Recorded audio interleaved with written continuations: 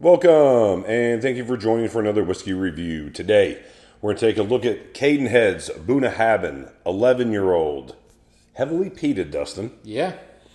So, from what I understand about this one, Dustin, 11 years old, heavily peated. So they just used a higher ppm level when they malted the barley, I guess. So, yeah, I mean, they have like a heavily peated line that they do. Mm-hmm. They've got a couple different, NAS bottles the distillery puts out under names that I'm not even going to try to say. And so this is an independent bottling one. I don't know if I've seen age-stated ones historically. Could be wrong. But Bunna, again, it's an Isla whiskey. We don't see a lot of peated Bunna. Yeah, especially now with the tag heavily peated. This one comes in at 56.2% ABV. It looks like it was aged in ex-bourbon, refill bourbon casks. Yeah, either a bourbon or a bourbon hogshead. We'll put it down in the description. The little tag comes with these. Mm-hmm. I lost the tag. Yeah, we'll figure it out. Where'd you get this at? Party Source? Yep, Party Source was a couple years ago.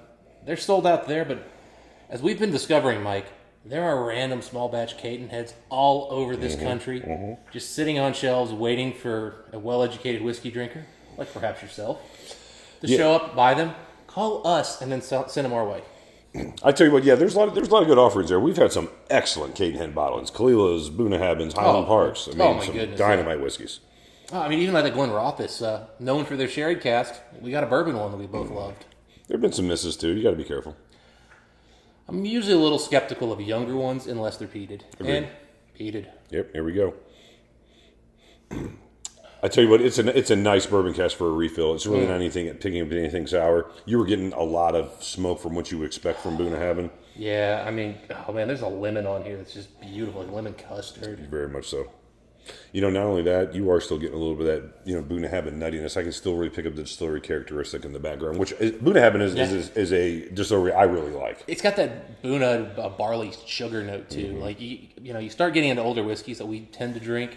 You don't get that barley sugar as much. Being 11 years, it's still got that really nice barley sugar. Okay, so like when they put those little tags on these things, Cadenhead usually gives a couple tasting notes, and this is a note I usually wouldn't pick up on because I'm not a big fan of these, but olives was a note they brought out, and I think it's dead on. That slightly earthy, vegetal with saltiness coming through. Mm-hmm. When you say, very much just on the finish. It's on the very end. Yeah, I mean, there's a salty note to it for sure. I mean, it's a very salty whiskey note. You say that. I don't know if I would necessarily pick up olives. It's almost like besides like I'm picking more fruits. Maybe besides like the lemon. Up front, it's all fruit. It's on the. There's maybe a pineapple in there too. I could see that. Along with that salt, a little bit of pepper. Yeah, what's really nice on this is there's still a nice oakiness to it. I mean, it's not super oaky, but there's a nice little bit of oak that tells you, we didn't rush this. We didn't just throw this in a cask and get it out of there as soon as we could. Yeah, there's almost like to their, at least heavily peated, if that's what they call it. There's almost a pepper twinge to it.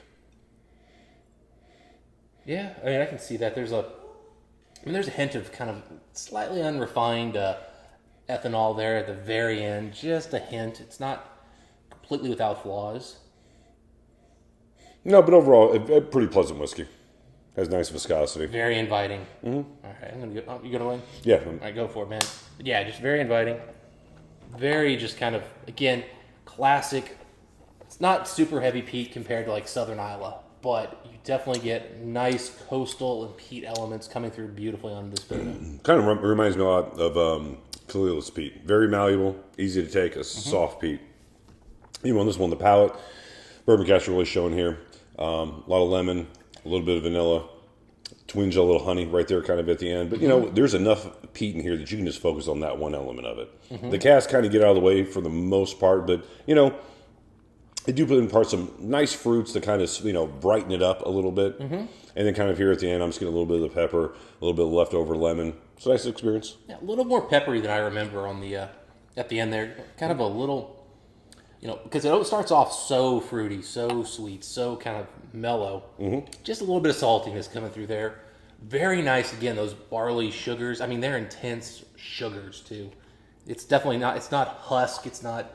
There's no barnyard here, really. I mean, you could quibble and say maybe there's a hint, but it's that beautiful oak. Yeah, it comes off a little bit more grainy than, say, a peated like Brook Lottie. And the reason I bring that up is that's kind of a barley forward, Isla whiskey as well. But it comes off pretty meaty, at least with this version of it. I mean, mouthfeel on this thing's excellent. It's really oily, really rich, very bold. And again, this has been pretty low. I think this bottle's not going to be in my collection here by the end of the week. Yeah, what'd you pick this up for? I believe it was about $120, $125, so just over that $10 a year for cask strength peated whiskey. That's fair. Yeah. I believe this is a small batch as well, Mike, just to confirm. Yep, small batch. So I don't know how many barrels they used to get this. I don't have the bottle count here, but it wasn't a huge, giant release. But again, as we keep discovering, there are Cadenheads everywhere, and they seem to be all over the country. They put out 200 bottles, and somehow they get it to 40 states. Yeah, everyone gets a little bit. Yeah, and these things would just sit because nobody knew what Cadenhead was 5-6 years ago. No, I mean, they have some quality offerings. There's no doubt about that. They're an old independent bottler, too. Yeah, I mean, they're one of the more popular ones. They're actually a very hard one to get outside the U.S. And in fact, in parts of the U.S., I know I've talked to people in, the California area, and I'm like, man, Cadenhead's, one of the most common independent bottlings I see, and they're like, I've never seen one. Yeah, I think one of the hubs that you're normally, you would see them in is San Francisco. I think it's kind of like an arrival point for shipping them. Yeah. Well, but again, it's Pacific Edge importers. It's owned by the same people that do Springbank. So it definitely comes in there. But again, I've talked to people in the Bay Area and Silicon Valley who just are like, it's not normal. I don't see them very often. So, and mind you, I don't see new ones that often. It's just old ones sitting on the shelves usually. They're probably looking in the wrong place. All right, add a little bit of water to this. Really picking up anything different? There's sort of a note on the end. I can't quite put my finger on it. That's a little more intense now. A little bit of sourness there at the end, which I kind of actually am enjoying on this one. No, it's fine. It's fine with this. Fruit note. Yeah, so I was kind of expecting to be more sour with the bourbon cask maturation and being its cask strength and kind of young, but you didn't get it a lot until you put a couple drops of water into it, but it goes well with the whiskey. Honestly, it smells refreshing and coastal right now. That's what I'm really thinking is this. It's almost like having a little bit of lemon lime experience while you're out by the ocean. Yeah, it's a bright whiskey. Like I said before. This is kind of like the whiskey you would, kind of want to be nosing at dusk by the beach. Or makes you think of dusk at the beach. Still surprised how salt and pepper forward it is. But you're right. This is good warm weather whiskey. It really makes you think that it's like, sun's high in the sky. You're on the coast, right on the shore. Maybe just sitting out on the boat. You know what I mean? Right under an umbrella. Full day ahead of you. Or it's the end of the day. Sun's still up and it's getting ready to come down. It's no longer hot, so you're thinking whiskey. You're probably not thinking whiskey when it's 90 degrees outside and you're baking in the sun. In the morning you are when you first go out. Okay, so first thing in the morning, end of the day. There you go. Where are you at as far as a whiskey score on this? I'm bouncing back and forth again between two numbers. I tell you what, Mike, I'm going to give it an 89. Reason being is I think the mouthfeel on this is 90 plus. Okay. I think the whiskey itself, it's probably more in the 87, 88 range. But I like the mouthfeel so much, giving it that extra bump. Maybe a little high. All right, so I was going back for between 86 and 87. So I feel pretty confident giving it an 87. I mean, again, it's another nice offering from Cadenhead. The cask really kind of get out of the way. We'll kind of let, that heavily peated spirit kind of be the showcase of this particular whiskey. Nice whiskey, nice offering. Yeah. If I saw it, I might pick up one just to have. Yeah. It's an enjoyable whiskey.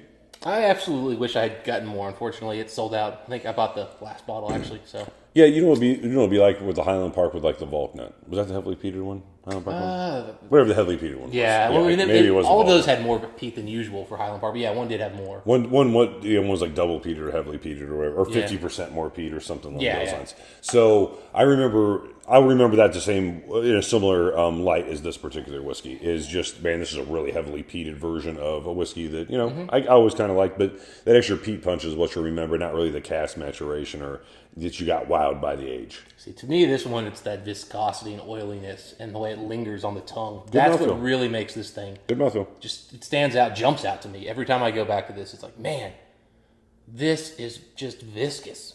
There you go. Anyway, those are our thoughts on the whiskey. If you guys had a chance to try this one, again, low output, but like as Dustin said, Cadenheads are all around, so I'm never surprised when someone gets one. Yeah. I know ones that were very low in numbers, 400 or 500 of them. I know guys in Arizona got them, Kentucky and Kansas, Yeah, and Florida. Georgia, right? yeah. They're all over the place. And So then we just recently had somebody send us a picture of a store, and I mean, it had bottles from 5-6 years ago that are highly sought after, and I'm just like, we got like 15 of them. can you like send those our way, man? Like all of them? Keep your eyes open. Yeah. Keep your eyes open. That's what we're saying. But anyway, if you had a chance to try this one, like to know what you guys think. And Dustin, until next time, what do we wish the folks? Happy Boona drinking. We'll see you then.